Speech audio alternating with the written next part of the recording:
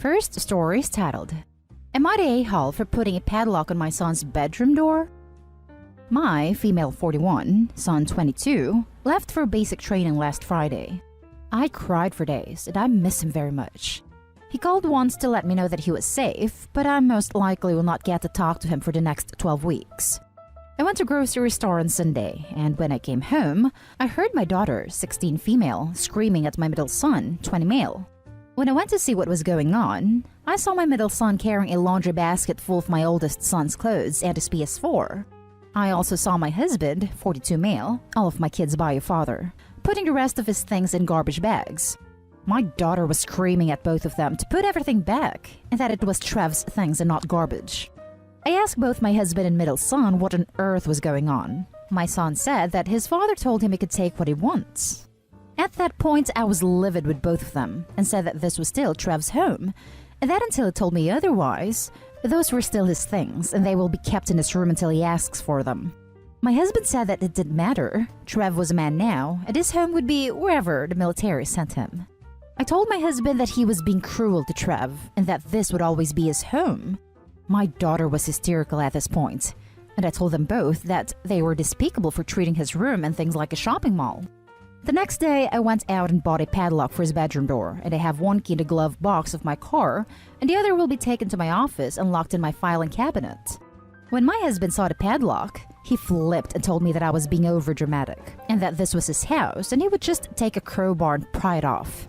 I told my husband and Jeff that if I saw either of them in that room again, or found that someone tampered with the lock, they would both be out of the house. My husband is now calling me a grieving war widow, and my middle son is saying that he is entitled to the bigger room now that Trev is gone. Meanwhile, all of this drama is making Trev leaving harder on my poor daughter, who is truly having a hard time with her big brother being gone. My husband is demanding I take the lock off the door and let him clean out the room. I refused to do this and told him that the only way the room is getting cleaned out would be if Trev no longer wants to live here. Am I the a-hole for putting a padlock on the door? Now for the top comments before the poster's little update. Not the a-hole. Will your other son have all of his things put into trash bin bags too? You know, since he's a man as well. If your middle son wants a bigger room, he is welcome to find one in his own apartment, with his new roommate, your husband. Best of luck to your son, and thank him for his service. Stay strong, mama. She should tell Jeff that since he is a man, it's time to throw his stuff out and then proceed to do it. I agree. I am even more shocked that two grown men did this in front of a crying teenage girl, and not once thought maybe we should stop. It's truly disturbing. Not at a-hole. I feel like a room switch could be negotiated with your sons in 12 weeks, but there's no reason at all for them to be stealing and throwing away Trev's things. They're still his things. Even if he ends up living elsewhere, one assumes he, wants his stuff. What if Trev doesn't make it through basic? Not only does he have to deal with all the emotional baggage of that, and then seeing what his family did to his room and his stuff. What the hell? I can sort of understand swapping rooms, but taking his stuff? I wouldn't do that to a roommate. Forget family. What the hell? Sorry I had to say it more times. My parents had some of my stuff 20 years after I lived there. It was boxed up in a crawl space, but it wasn't thrown out without my knowledge. Of course, Soapy is not a hole. Wow, it is super weird to me that your other son and your husband are acting like Trev is dead, not just to wait 12 weeks. Did they hate Trev or something? It sure seems like they do, considering they're literally stealing his stuff, his space, everything. Apparently without ever having discussed it with him beforehand. And their disrespect for your empty nest syndrome is also weird. It feels like they're being super passive-aggressive towards him, and you and your daughter by extension. And with that "this is his house" crack, I'm wondering if there's some kind of beef between your husband and Trev that your husband has waited till now to vent. Or maybe he's just feeling threatened by the fact that Trev is a man now. I have no suggestions on how to get past this, because I can't see how you get past such disrespectful, cruel behavior. I'm sorry your husband and son are a-holes, not a-hole. Now for the update. I went to bed shortly after I wrote this post and wanted to thank everyone for commenting, even the negative ones. To answer a few questions. 1. I spoke to Jeff this morning and asked if he had talked to Trev prior to him leaving about taking his PS4 and clothes, and he admitted he did not. I told him that he was stealing his brother's belongings and he had until noon today to return all of them. He agreed reluctantly to return everything. I told Jeff that if I saw him near his brother's room again, he would have to find someplace else to live because I would not have my children stealing from each other, especially when the other child is not here. 2. I spoke to my husband this morning as well and asked why he did what he did. He has admitted that he is having a difficult time with Trev being gone, and anytime he walked past his room, he was reminded that he isn't here anymore. He broke down and said that he missed him, and he was sorry. He too agreed that what they were doing was wrong, and said that he would put everything back the way it was until Trev came home and decided what to do with his things, / what he planned to take when he got to his permanent duty station. My husband is former Navy, and he said that he is not there to protect his son, and he is scared. He has seen combat and does not want his son to have to see the things that he saw. 3. The entire family agreed that Trev's room would be left the way it was while he was in boot camp / training school, especially since he was only able to take his clothes on his back and his phone when he left for basic. The agreement was that when he was sent to his permanent duty station, he would make an inventory of the items he needed and we would store / donate what he did not want and ship the things that would not fit into his suitcase. 4. My daughter and her Bubba are very close. This transition has been very hard on her, which in turn has made things worse for me because not only am I concerned about my son, but I'm concerned about my poor daughter who is clearly struggling with him being gone. My husband and I discussed it, and we think it is wise to find her someone to talk to, or even a sibling support group for active duty military where she can go and talk about her feelings and fears. Now for the next story. Am I the a-hole for giving my husband a taste of his own medicine and buying him a generic gift for his birthday? Okay, so here's the deal. Every time any celebration comes up, whether it be my husband's birthday, Valentine's Day, Christmas, Easter, you get the gist, I always try to go above and beyond and get my husband a meaningful gift. It usually is something particular to do with his hobbies, items from a clothing brand he likes, useful gifts, games I know he wants. I always put loads of thought into the gifts and the packaging, etc. In return, for example, on my birthday, I got a card and a candle set. I have migraines. Anything scented is no-go. And for Christmas, I didn't even get a card. Just a second-hand mini Hoover that I had to buy the plug and filter for myself, mind you.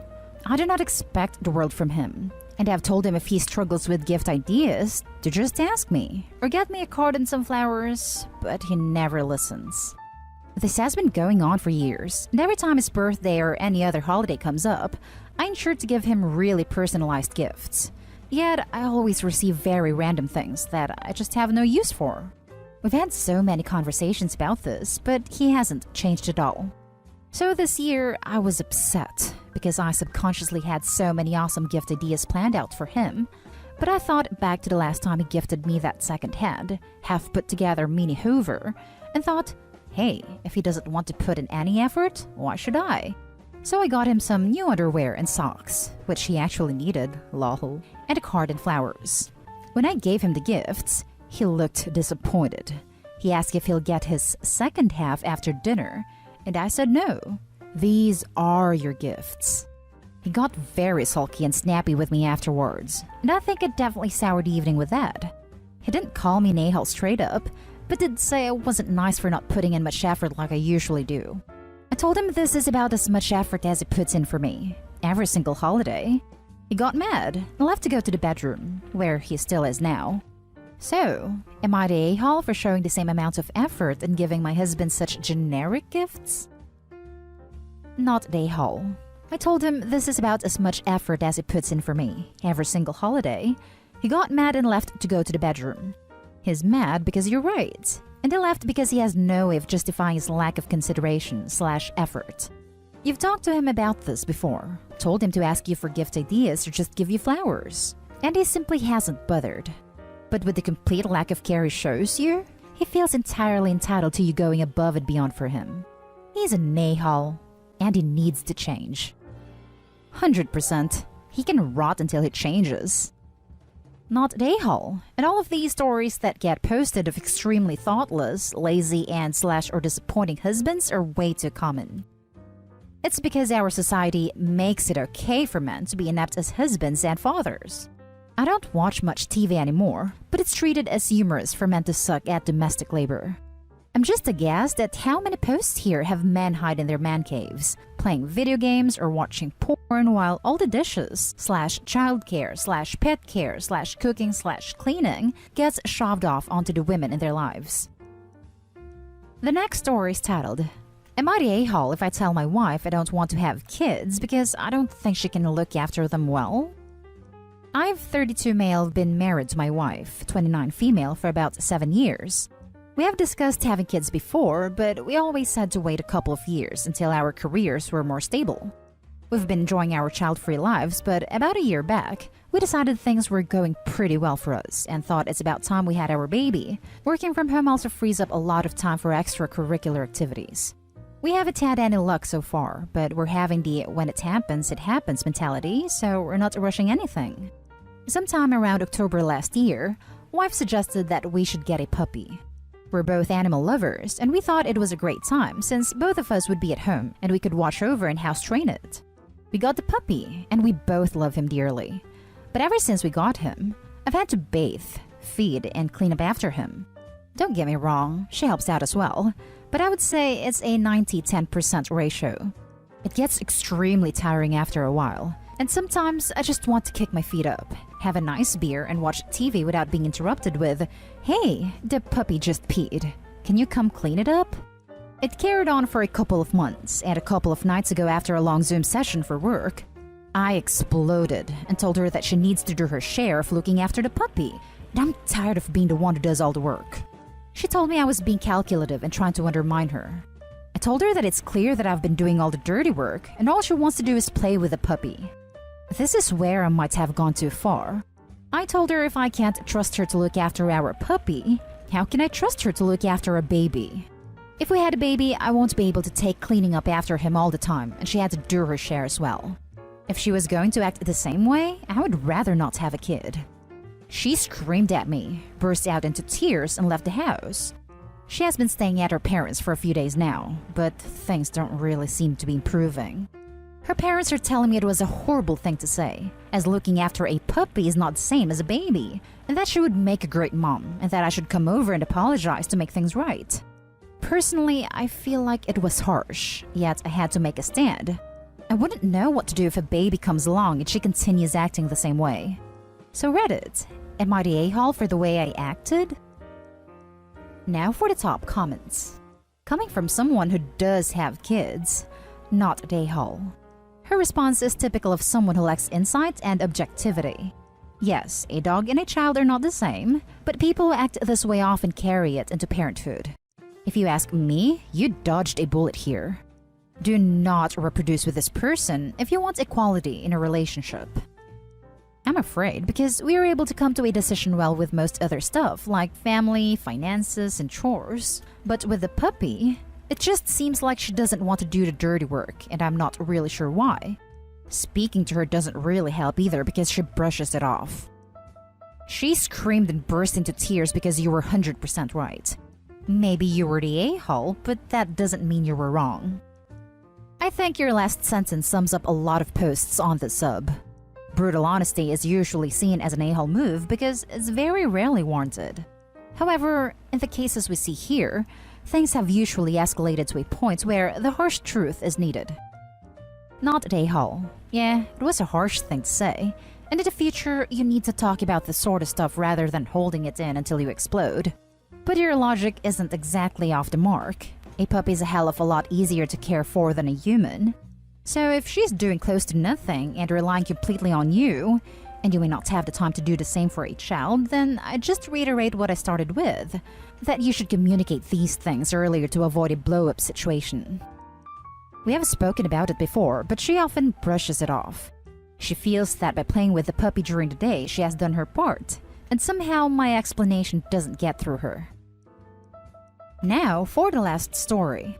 Am I the a-hole for not siding with my husband after what he told my parents? Me, female 25, and my husband Leo, male 27, have been married for 2 years. He and his family always struggled financially. He lost his mom at a young age, is now in no contact with his father because of his stepmother's treatment. He didn't have much when I met him.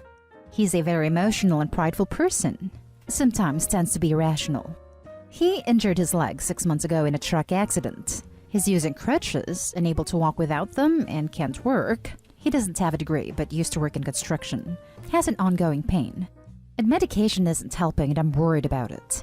I have a job that's barely enough. My parents are supportive. They'd send groceries, blankets, come over and help out with some stuff. Leo's always shown them appreciation, and they consider him their son. A few days ago, he's been talking about whether my parents can help him pay for his surgery so he could work again. I told him my parents don't have $17,000 to help with the surgery, and our talk ended. Yesterday, we were visiting my parents. We were sitting talking when Leo started complaining about his leg and being unable to work, and went on about the cost of surgery to my parents, and they nodded, feeling sorry for us. Leo asked them if they could help by giving us $17,000 for the surgery. My dad politely told him they don't have that kind of money. Then Leo, out of nowhere, mentioned my sister's college fund and asked if they could use some of it to help out. I was shocked. My dad started berating him for bringing it up and told him that this is their daughter's future that they don't take lightly. Said he didn't appreciate Leo's inconsiderate behavior to be asking this, but Leo kept talking about paying them back. But how can he pay back $17,000? He looked at me almost tearing up. Then my dad asked us to leave because he thought I agreed with Leo, but I was dumbfounded. I had no idea I'd do this. We got home. Leo was upset I let my parents berate him. Said he was stunned by my reaction and said that he's my husband and I'm the one who knows how much he's suffering and should understand his situation. We had an argument. I lashed out at him. I told him he had no right to even mention my sister's future and put me and my parents in this awful situation. I told him to stop it after he said he'd pay them back, but we both know he won't be able to. After arguing, I left the room to calm down. I was surprised to see him crying in the room. I felt terrible, mostly helpless because I understand he's looking for help. But my parents are upset with me now and I can't even call them. My sister is 16. I wish I could say no a-holes here because the desperation of your husband hits me hard. I feel a little bummed that there's going to be a flood of comments berating him for the horrible behavior, but I kinda get it. Constant pain makes you go crazy. Pride is even harder to swallow when you feel useless all the time. The anxiety of astronomical medical bills in the United States is a nightmare. Of course, even so, his behavior was unacceptable and crossed into a-hole territory. Therefore, not an a-hole. Best of luck, Opie. Please reach out to your parents. Please communicate with your husband. I'm really hoping you guys get on the same page. I think the core verdict here is FPHITA. For-profit healthcare is the a-hole.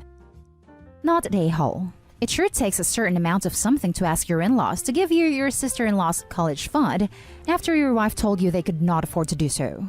I understand he is in pain, but that does not excuse his behavior, and the fact he's made it so your parents are also upset with you is pretty horrible. I don't know, as someone who suffers from chronic pains as a result of a childhood accident, so slightly different situation from Obi's husband, there are times when I'm just so done with everything that I beg anyone for help. I can't help but empathize with Opie's husband because I remember how absolutely painful it was knowing treatment existed, but it was too expensive for me to afford. My injury became not just physical, but also mental. I feel like the biggest a-hole here is life and whatever insurance system, I'm guessing US but not sure, exists that makes necessary treatments $17,000. Added to clarify that I agree with not an a-hole. I'm just having a hard time calling the husband an a-hole. And that's the end of this video, folks. As always, leave a comment and hit like and subscribe. And if you want more of this content, turn your notification on to get updated on the latest videos. And I'll catch you in the next one. Stay safe.